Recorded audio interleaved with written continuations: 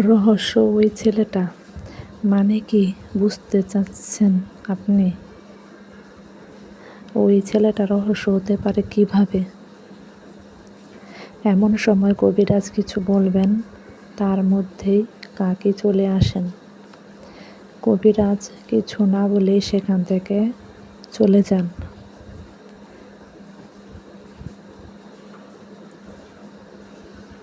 কিন্তু আমার মনের মধ্যে একটি উৎসাহ জাগিয়ে দিল ছেলেটির ব্যাপারে। আসলে এই ছেলেটি রহস্য কি, আর মেয়েটাই বা কে? কবিরাজ কি বোঝাতে চেয়েছেন? নানান প্রশ্ন মাথায় ঘুরপাক খাচ্ছে, কিন্তু উত্তর পাওয়ার মানুষ নেই। এমন সময় কাকা বলে ওঠেন, কিরে মায়া, কি হয়েছে তোর? কি চিন্তা করছিস? কিছু না কাকি, এমনি। বল তুই, আমাকে কি হয়েছে?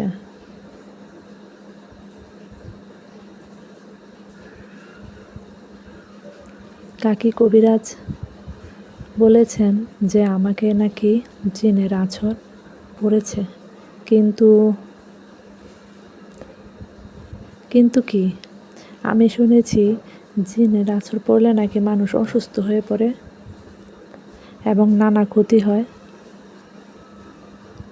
কিন্তু আমার সাথে তো কিছুই হচ্ছে না।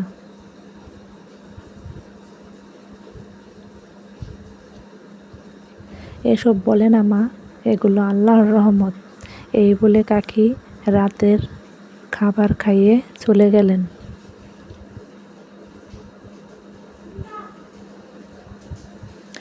কিন্তু আমি এখনো শান্ত হতে পারছি না। মনের মধ্যে এখনো কবিরাজের কথা চলেই যাচ্ছে, আর মনে মনে ভাবছি, ইস, যদি ছেলেটাকে এখন পেতাম তাহলে ওর থেকেই জানতে পারতাম।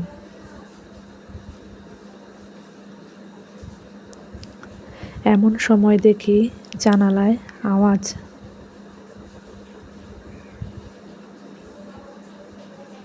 খেয়াল করে দেখলাম আর কেউ না, বরঞ্চ ছেলেটা আসছে। সে বলল, কি ব্যাপার, এখনো জাগন আছেন? ঘুমান নাই?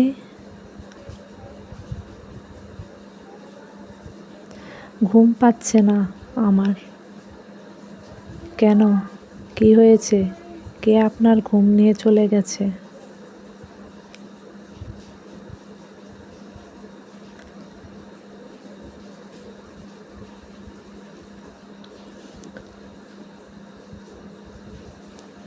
কেউ না, এমনি কিছু প্রশ্ন মাথায় ঘুরপাক খাচ্ছে।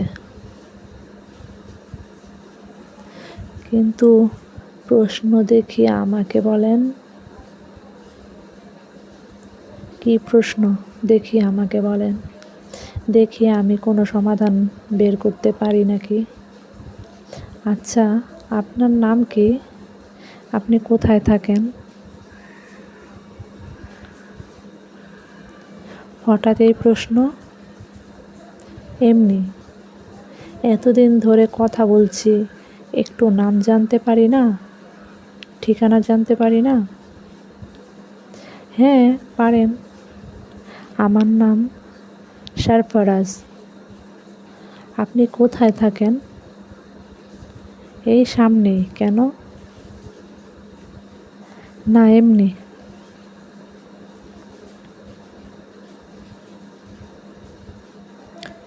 জানেন, আজকে আমাকে কবিরাজ দেখতে এসেছে।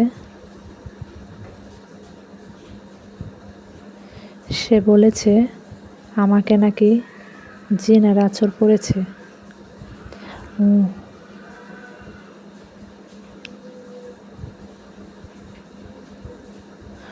উনি আরও কিছু বলেছেন।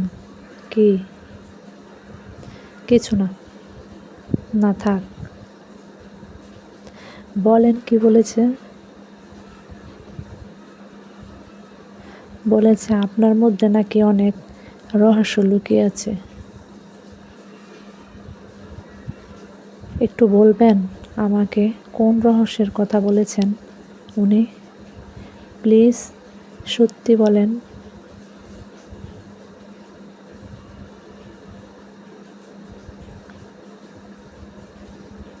খেয়াল করে দেখলাম এটা বলার সাথে সাথে ছেলেটা কেমন মনমরা হয়ে গেল।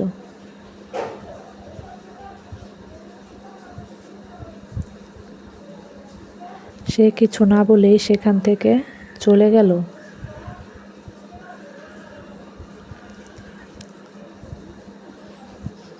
আমার মনে আবার এই প্রশ্নগুলো থেকে গেল, কিন্তু ছেলেটা চলে যাওয়ায় আমারও কেমন যেন খারাপ লাগা শুরু হলো।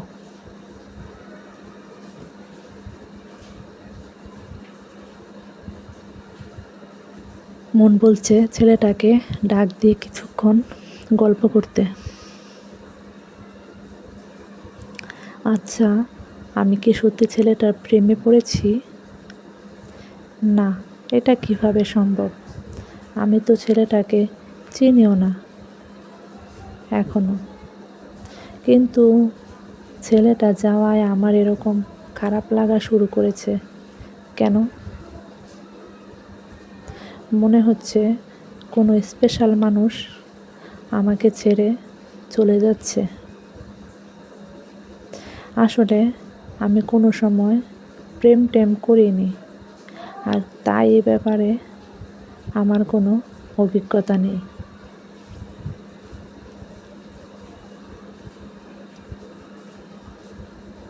কিন্তু আমি চোখ বন্ধ করলেই ছেলেটার কথা মনে পড়ে এবং ছেলেটার চেহারা মনে পড়ে।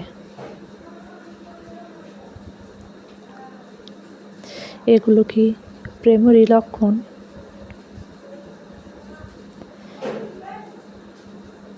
যাই হোক, আমি আর এসব কথা ভাবতে চাচ্ছি না। এমন সময় কেমন যেন এক অদ্ভুত আওয়াজ আমার কানে চলে আসলো।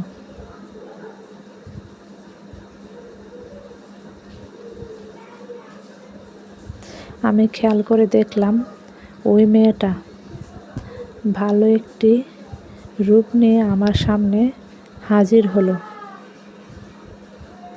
আমি ভীষণ ভয় পাচ্ছিলাম।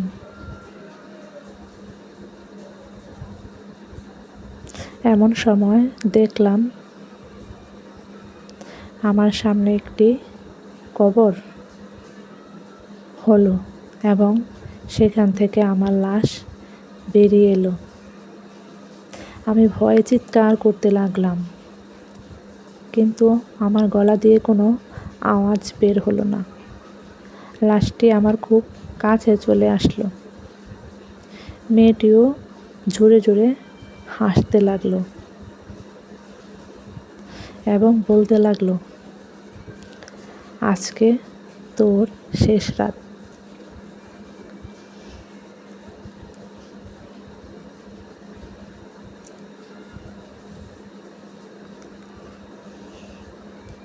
আমার ভয়ে খুব কান্না পাচ্ছিল। লাশটি যখন আমার খুব কাছে চলে আসলো, দেখলাম এটি আর আমার কাছে আসতে পারছে না। মনে হচ্ছে কে যেন তাকে বাধা দিচ্ছে এবং ওই মেয়েটিকেও কে যেন পিছন দিক দিয়ে ধরে রাখছে। আমি খেয়াল করে দেখলাম এটা আর কেউ না, সারফারাজ করছে। দেখলাম সে অনেক বড় একটি রূপ নিল এবং কিছু অস্বাভাবিক শক্তির মাধ্যমে তাদেরকে আটকে রেখেছে।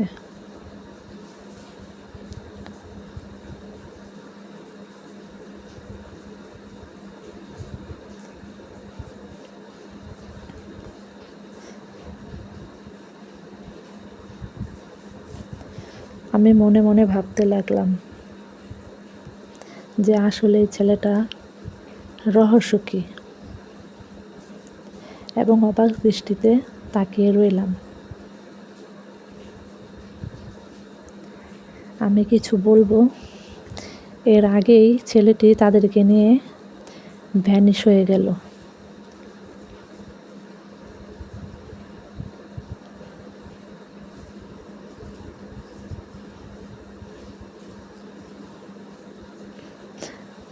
গল্পটি চলবে। এই গল্পের নাম জিনের আসর। এর বাকি পর্বগুলো পেতে চাইলে আমার চ্যানেলটাকে সাবস্ক্রাইব করে পাশে থাকুন। ধন্যবাদ। Thanks for watching.